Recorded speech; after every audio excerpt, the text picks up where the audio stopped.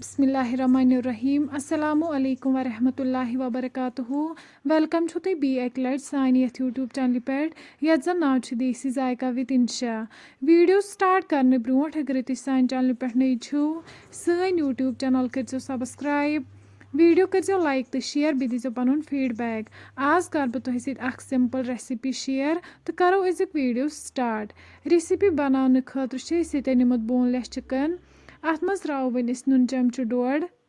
Leather चमचु आख तो मरचांगन चमचु आख बी त्रो वन अत मज बादियान पाउडर चमचु आख पुदीना पाउडर चमचु आख कसूरी मेथ यम सारी मसाल करो असल पे मिक्स अम पत त्रो वन अत मज जामुत दोध 2 चमचु यह तह करो वन असल पे मिक्स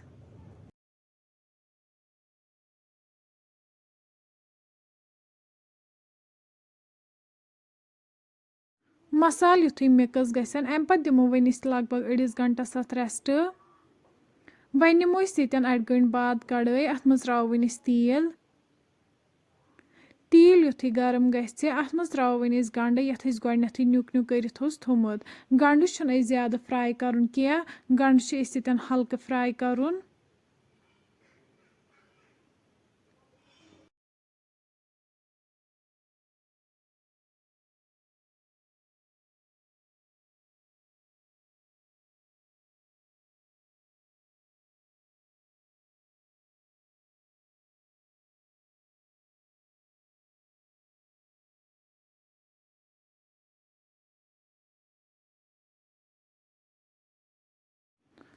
युथु गंड हल्क फ्राई गस अम पत त्रो वन अत मज कॉकुर यह असल पे फ्राई करुन वन करो तीस कालस फ्राई यीस कालस न तेल वापस दिय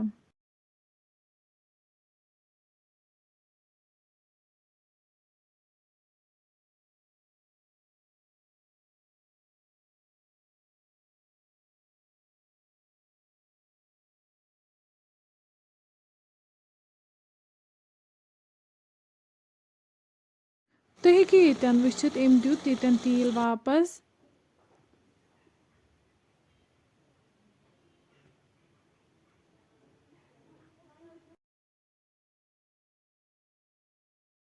कॉकुर युथु असल पे फ्राई गस यन गाजर मुज अदरक यम ग्रेट कर थमच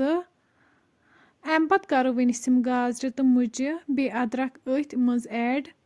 यम तह करहोक वन असल पे फ्राई वन करहोक तीस कालस फ्राई यीस कालस न यम तह तेल वापस दियन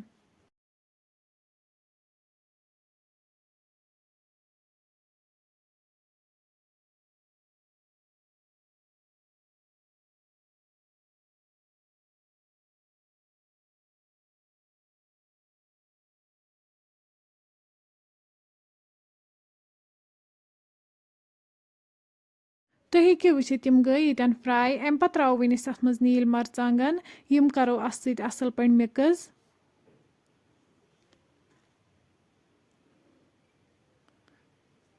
तुम हेकि यन वुचित सन अजिच सिंपल रेसिपी बिल्कुल तैयार अम पत कड़ो वन अकिस प्लेटस मज नेबर करो गर्मा गर्म सर्व इफ्तियारन फ्रेंड्स अगर तुम सोन अजुक वीडियो पसंद आमुत सन यूट्यूब चैनल करो सब्सक्राइब वीडियो करो लाइक तो शेयर बे दीजो पनुन फीडबैक अल्लाह हाफिज।